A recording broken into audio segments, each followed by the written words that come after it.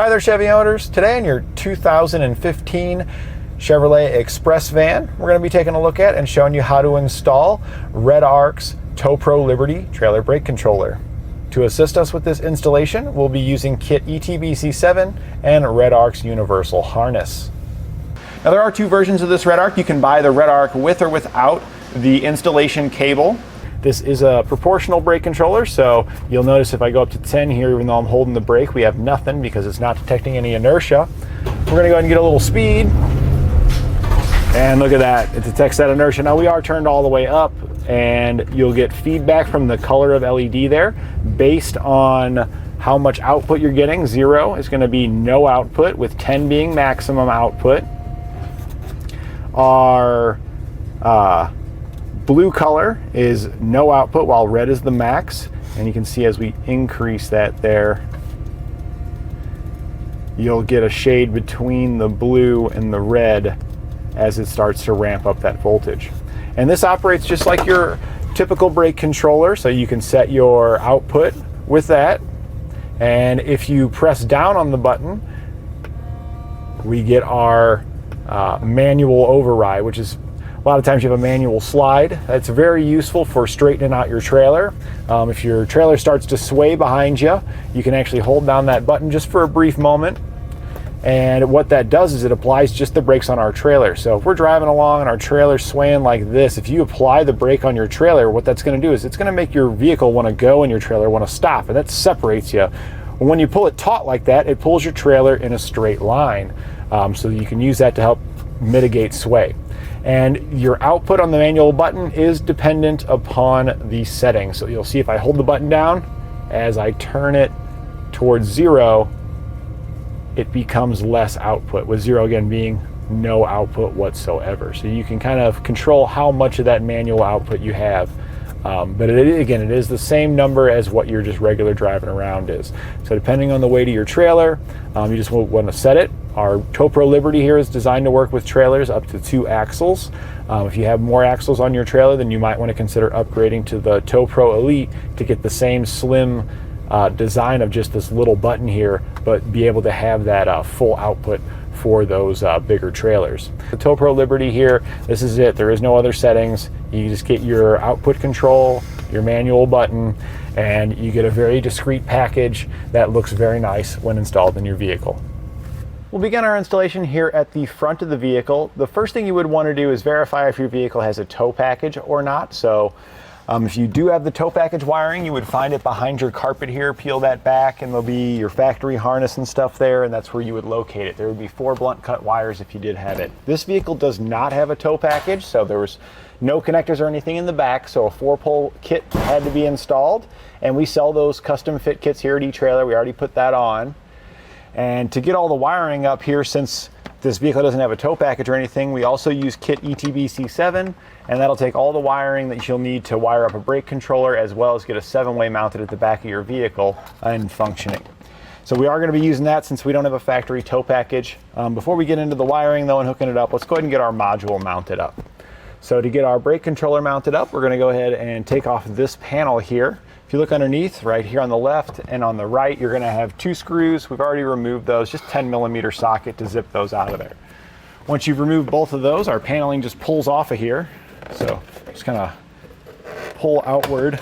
I recommend kind of staying close to wherever you feel pressure. So like, see how it's starting to flex here? So I want to pull over here where it's stuck. There we go.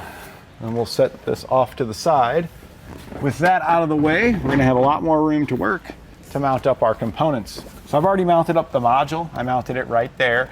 You can see I just used cable ties to attach it to that location. So all I did was I slid my cable tie up. There's this black plastic piece here. The cable tie goes behind the black plastic piece around the top and then over our module here through the slits in the module. So now that you get the main module mounted up, we still have a button that we need to install, because the Redarc's designed to be kind of a hidden brake controller. So this is going to stay out of here under the dash, and you're never going to really touch that beyond putting it in during the installation here. So the next thing we're going to mount up is our button, and we're going to put that on the middle of the vehicle. So if we go to the right from our module and then up, this is our the tow button. Now if we reach our hand back here though, we can feel that there's a ton of room. I mean, there's the switch, I'm moving it around. We can easily get our hand up in here once we pull that panel off, and I know that I've got plenty of room here behind it to mount my button, because here's our button. And you can see how long this thing is. We got to have enough clearance back there for this to actually fit, because it installs behind the paneling here. We're just going to have the button sticking out. So we know this is the location we want to put it. We're going to put it roughly right there. So now we're going to drill out the hole for it. The nut that you remove off of here is the size hole that you would want to drill. So that way this shoulder of this nut fits in there. This is a 10 millimeter size. 3/8 is ever so slightly smaller than 10 millimeter. So I'd recommend just bumping it up a 64th of an inch from there, or a 32nd of an inch bigger than that. And that should give you enough room to get that button installed in there. All right, so we got our bit here. This is the next size up from a 3/8. It's a 25/64. So we're just gonna line it up. We wanna try to get it about centered between this button and this paneling there. Something like that should be pretty decent. And send it on home. Be careful too, like I'm not pushing super hard, and when it grabs, it could pull your bit through. We don't want it to pull it through, because even though I got plenty of clearance back here, I can feel that there's some wire harnesses and stuff, and you don't want to wrap that around your bit. You'll be having a pretty bad time then. So we got our hole drilled out now. Let's do a quick test of the nut. The button's not going to fit in there just yet, because if you look at the button here, the top there's a small little LED that needs to illuminate. So we're going to have to drill out another small hole. But let's just check our button. Cool, our button fits in there nice and easy, and we don't have a lot of slack. That's a nice fit. So 25/64 is a good size. So now we're going to go ahead and install our drill out for the button, for that little LED. So here you can see this is our small washer that's going to go behind the button to help the LED illuminate better. So we're just going to hold our little button up here like this, and then we'll take a small pick or something to mark where that hole is, and then we can use an 1/8 inch drill bit to drill out that hole. So I'm holding it up there. We're just going to use a pencil that we've got here. That'll work fine. We're just looking to indicate where this hole is. And there, it's kind of hard to see probably on camera, but I can see it there. So as long as you can see it at home, so you know where to drill, it's fine. We're going to go ahead and grab our other bit, swap out to that size, and we'll drill out that hole. All right, so we've got our hole drilled out. Make sure that our button lines up with it there. And it looks like we need to clean up the hole a little bit. The plastic's kind of folded over inside of there. So you may need to go back with a razor knife or something and clean it up just a little bit if the button doesn't want to insert in there. Or you can kind of just push your drill bit in and out a few times. Sometimes that works for cleaning out the little bit of debris that might be in that hole. And that should work out nicely for us right there. Lines up with our hole, so we can go ahead and get our wiring now. You can see one as a 90 degree, one as a straight. We're going to be using the 90 degree on our button side here. So we can reach it, so we can go ahead and mount it. So we're just going to grab our button here. In the back side, sliding it through. You do need to line up your little LED with that hole. So there we go, we can see our LED. It's just barely kind of flush. We'll now take our washer, put it in place on there. Then take our nut, slide it in between. And when you go to tighten the nut down, it is not uncommon that the washer wants to spin, and we'll probably have to just line that back up before we get it all the way snug down. And we don't want to tighten this too tight. Threads and stuff on these nuts are pretty small, so you can actually strip it out fairly easily. Once you've got it roughly started and lined up, we're going to grab a 12 millimeter socket to finalize snugging it down. Now with this 12 millimeter socket here, I'm just tightening it by hand, because again, you can't over tighten this fairly easily, and we don't want to do that. We're going to double check to make sure that we can always press our button, because that's how it activates the manual activation. And that feels pretty good right there. So what we're going to do next is we're going to turn the knob all the way counterclockwise. So I was just setting it on there just enough to grab and be able to turn it full counterclockwise till it stops. Then we're going to switch the button around until 0 is at the top, where it lines up with our little hole there. And then just push that in place. And you just want to make sure that with the button on there, you get a nice audible click. If not, you probably need to tighten the button down a little bit more. So now we got our button installed, our module's mounted up there. Let's go ahead and grab our harness.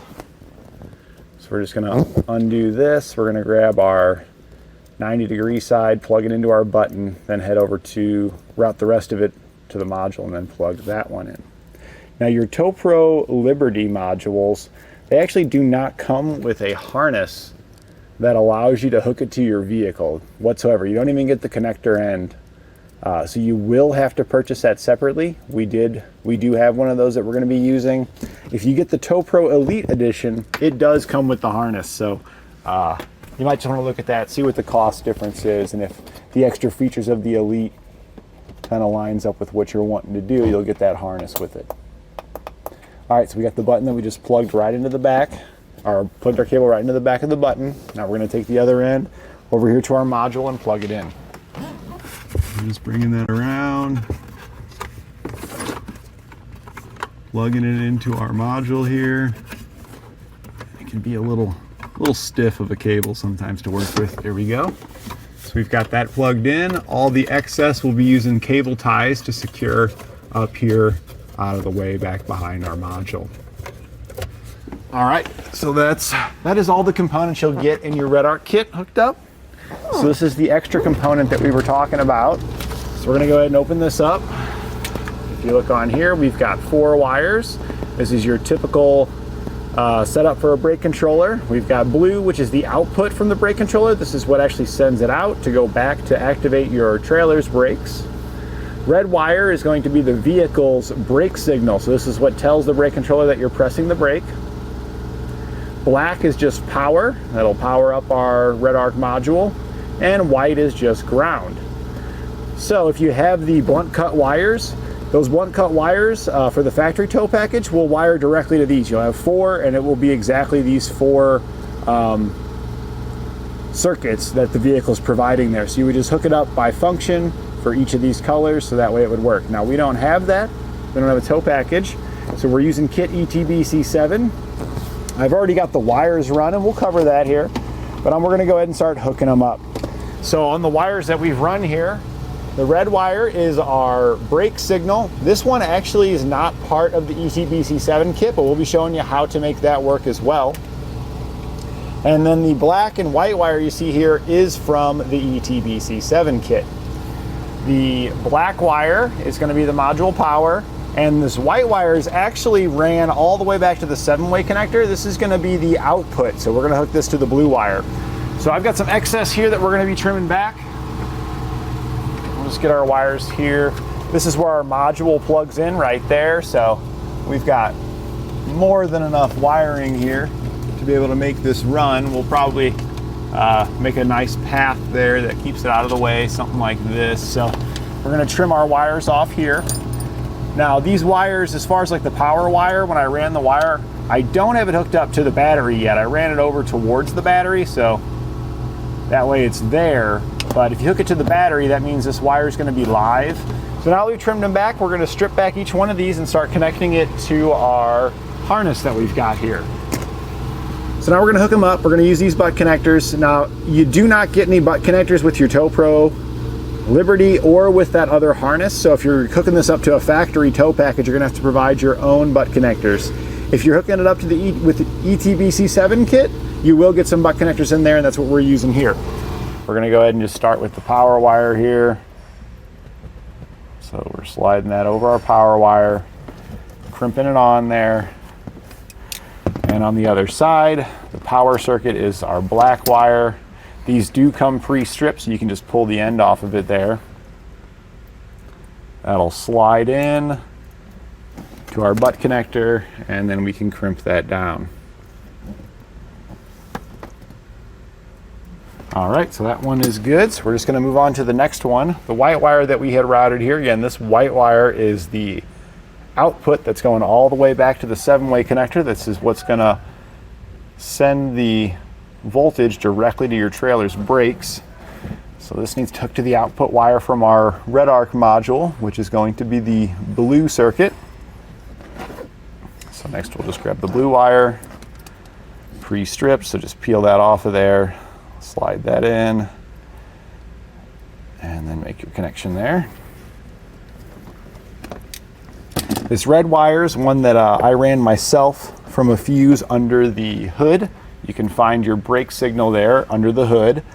If you have the tow package wiring, I'd recommend using that, but if you don't have that tow package wiring, your brake pedal here doesn't have a normal on-off brake switch. It has a pedal position sensor, which is a variable voltage, which will not work with our Redarc. We needed a simple on and off, more old school style switch. So we can actually get that from our fuse box.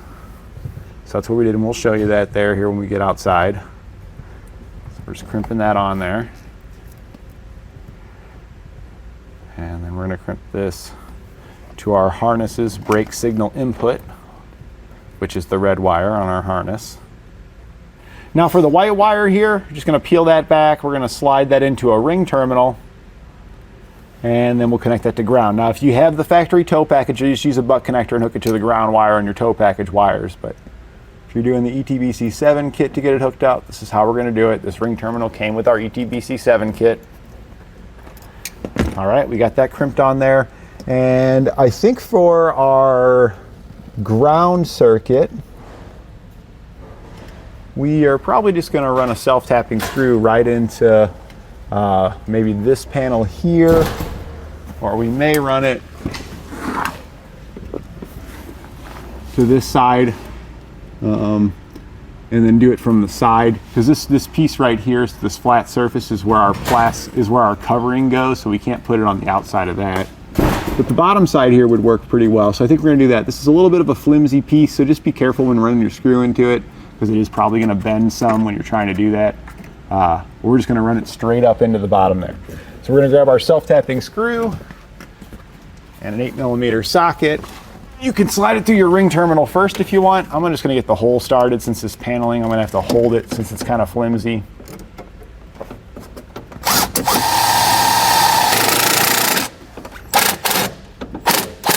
All right, so we ran it through there. I'll just take the screw back out, grab our ring terminal, slide our screw through it. I'm going to push that. I'm going to feed it just over top of the park brake release, just so it holds the wire up a little better, and then we'll run that down.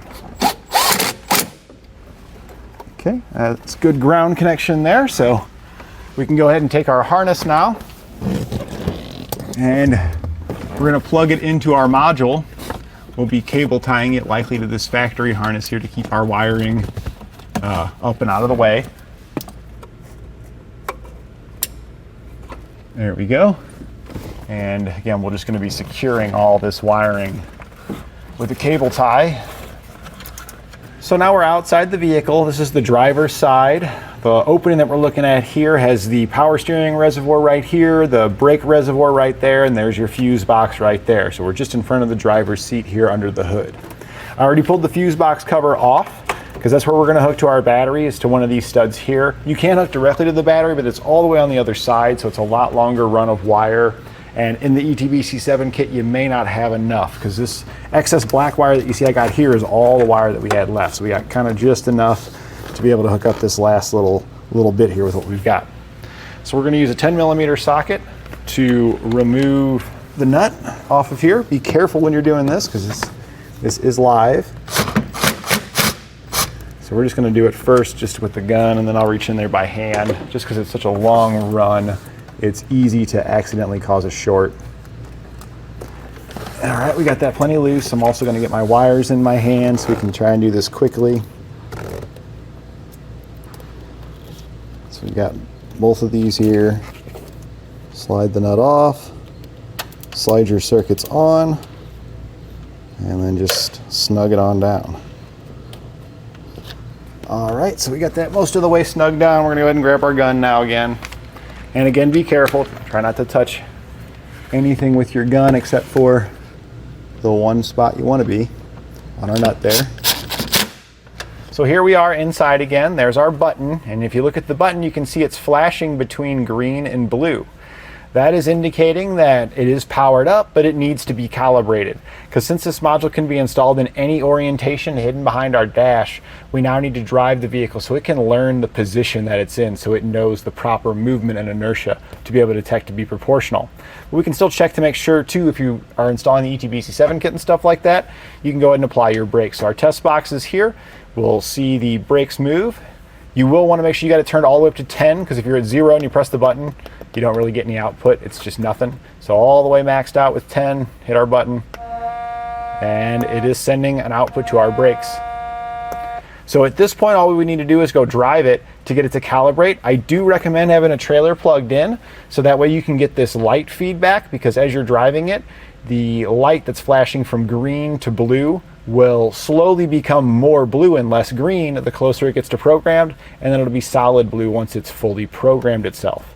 All right, so we know our controller and all that works, but for you guys at home that are going to be using the ETBC7 kit, we're going to cover that here for you. This is the connector that comes in the kit. Now, it doesn't normally mount in this orientation, but since the customer had this type of hitch, and we wanted to mount it right to here, we were unable to use this factory style of connector because it has a factory connector on it, but he doesn't have any of that wiring here on the vehicle. So we would have to run all the wires anyway, and it would be more costly to try to adapt it for this. So in your ETBC7 kit, you're gonna get a 4-way and a 7-way. Our 4 normally is on the left, and your 7-way would normally be on the right, but I mounted the bracket sideways so we can put it on there, which put our 4-way at the top. Now, if you do want to mount it sideways, if this is a similar setup to what you have, the holes do not line up with your connector and the brackets pre-drilled holes, so I did have to drill my own holes for it to be able to mount on there. After we got our bracket mounted up though, which we just use self-tapping screws to run it in the side, you're going to get extras of those in your ETBC7 kit to do so. And then you'll get some hardware. Just slide your bolts through. It'll be a washer, lock washer, and a nut. You'll have 4 of each of those to be able to secure your connector to your bracket. The 4-pole one actually just slides in there like that. Here at the back of it, you'll have it actually has a 4-pole connector coming out of it and 4 additional wires. The 4-pole that comes out of this ETBC7 kit just simply plugs into the 4-pole wiring that you have on your vehicle. And we do sell custom fit wiring harness here for 4-pole connectors if you need that. We actually installed that on here previously. So we had 4-pole wiring. That's how we'll get all of our lighting signals here at the back. But the remaining 4 circuits that we've got out here, we'll need to hook up. One of them is just ground. So ground, we just use a self-tapping screw. The ring terminal is pre-installed on there and just ran it right into the paneling. And we used a 10mm socket to run that in. The yellow wire we're actually not going to hook up. That's going to be for your reverse light circuit. If you need reverse lights, you can run it up to your lighting signals up there and tap it in. In most cases, people don't usually use that. It's mostly used for like boat trailers and stuff like that for reverse lockout, or if you do actually have reverse lights, but it's not very common. So we're just going to tuck those guys out of the way and focus on the 2 that we really care about, and that's the blue and the black one here coming out of our 7-way connector.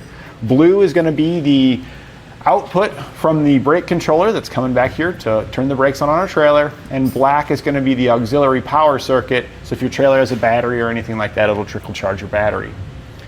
These wires will hook to the duplex wiring that comes in your kit. So in your duplex wiring, you're going to have a white and a black wire. Just use butt connectors to connect those. Now, we didn't use the butt connectors that came in the kit back here. We actually swapped those out with heat shrink butt connectors. I would highly recommend that for any butt connector that you're going to use outside the vehicle where it's exposed to the elements. After connecting them, we used our heat gun to shrink it down. From there, we route our wires up to the front. So we stay above the cross braces for our spare tire there. It comes out the other side here. Once we come out the other side, we do poke it over the frame to where it's just on the other side of the frame there, because we have a factory wiring harness that runs pretty much all the way up on the outside of the frame, and we'll follow that up. So here we are on the outside of the frame. You can see this is the factory harness we were talking about. We just follow this harness all the way up. So just use your cable ties. There's another one I put on there. Just keep it on following this harness. When we get up to here, we just can't even follow the kind of the same path that all that factory harnesses run. And we're gonna go back through and we'll trim off all of our zip tie ends.